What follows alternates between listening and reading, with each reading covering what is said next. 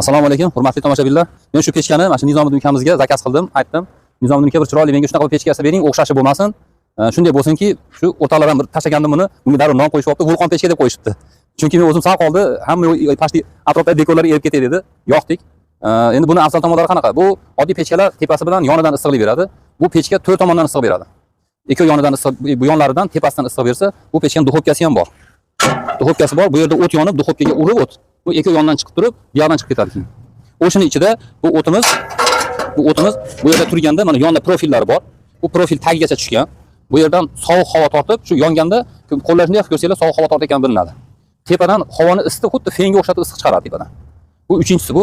Duxovkasi bilan 4-issiqlik chiqaradi. Bu yerda issiqlikni bekorga yo'qotish, issiqlik batareyasi yo'q. Bu issiqlikda shu nimadan ko'mirdan o'ta ham unumli foydalanadi bunda.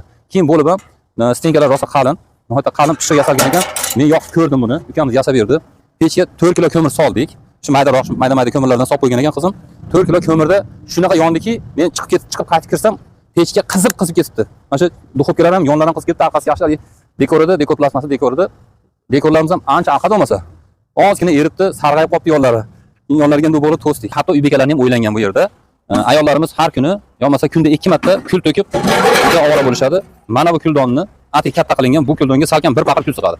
Bu kuldonda menikida 2,5 kunda olinyapti. 2,5 kunda bitta olib to'kilyapti. Bemalol 2 kunda bir ochiq to'kiladi. Bizda ko'proq shu kuldoni sayaz bo'ladi. Keyin kuldoni sayaz bo'lgani uchun ko'proq ovora bo'lib qolishadi. Bu kuldon chuqurligi uchun 2 kunda bir marta to'lsa ham 2 kun desak ham bo'laveradi. 2 kunda bir marta to'lsa ham odam kuldoni o'ta ham chuqur, o'ta ham alginaqa shu tomonlarni ham o'ylagan. Shu tomonni ham o'ylagan. Xudo xolasa pechka o'ta ham unumdor, o'ta ham yaxshi pechka ekan. Bu pechka taxminan meni o'zim hisob kitobim eng oshig'i 4 oy qish bo'ladigan bo'lsa, 4 oy, 4,5 oy yoqadigan bo'lsangiz 1,5 tonna ko'mir bilan chiqasiz.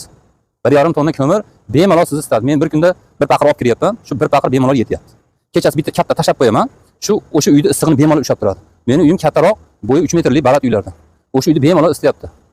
Yaxshi rahmat, ukamiz nihoyatda hunarmand bola ekan. Mana shuni yasab bering desam, o'ta ham chiroyli bir bejirim qilib yasabdi. Bu ko'rinishidan oddiy o'zimiz pechkalarga o'xshaydi, lekin buni o'ta ham mehnati ko'p, o'ta ham samaradorligi zo'r. Rahmat, salomat bo'linglar, omon bo'linglar. Shunaqa pechkalar hammamizga nasib qilsin.